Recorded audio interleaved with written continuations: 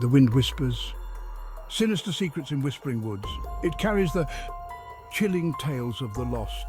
The townspeople knew this. They avoided the woods. They had for generations.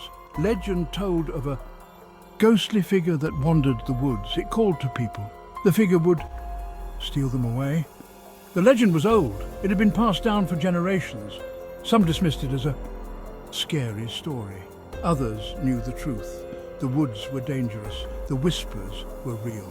The story was always the same. A person would wander into the woods. They would hear their name, whispered on the wind. Then they would be gone, never to be seen again. The woods stood at the edge of town, a constant reminder of the lurking danger within.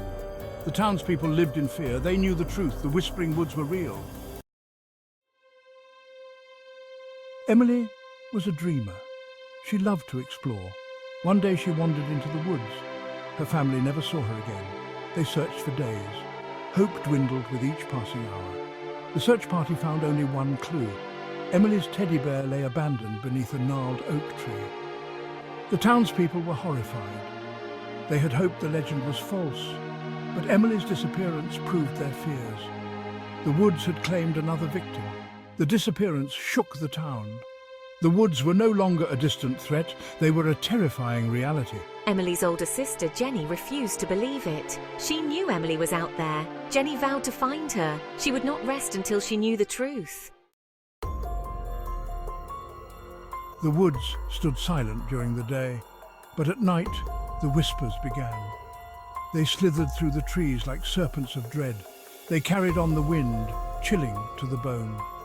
Some said the whispers were the voices of the damned. Others believed it was the whisperer, a harbinger of doom, luring more souls to their eternal torment. One thing was certain, the whispers were terrifying. They spoke of forgotten horrors. They whispered your darkest nightmares. The townspeople barricaded themselves inside at night. Those who ventured near the woods recounted spine-chilling tales. They felt an oppressive presence stalking them, a cold, deathly breath on the back of their necks. The whispers pursued them home, haunting their minds long after they fled the woods. The whispers were a constant reminder of the woods' malevolent power. They were a dire warning, stay away. Those who ventured near the woods recounted spine-chilling tales. They felt an oppressive presence stalking them, a cold, deathly breath on the back of their necks. The whispers pursued them home, haunting their minds long after they fled the woods. Jenny refused to let fear control her. She gathered a group of friends.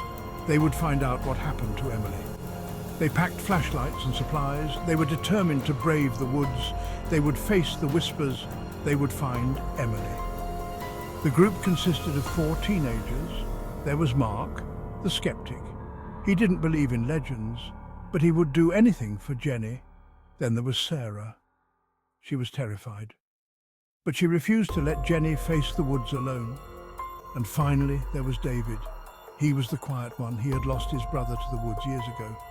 He hoped to find some answers. They were an unlikely group bound together by grief, courage, and a desperate hope for answers. They stood at the edge of the woods, ready to face the unknown. Jenny refused to let fear control her. She gathered a group of friends. They would find out what happened to Emily. There was Mark, the skeptic. He didn't believe in legends, but he would do anything for Jenny. Then there was Sarah. She was terrified, but she refused to let Jenny face the woods alone.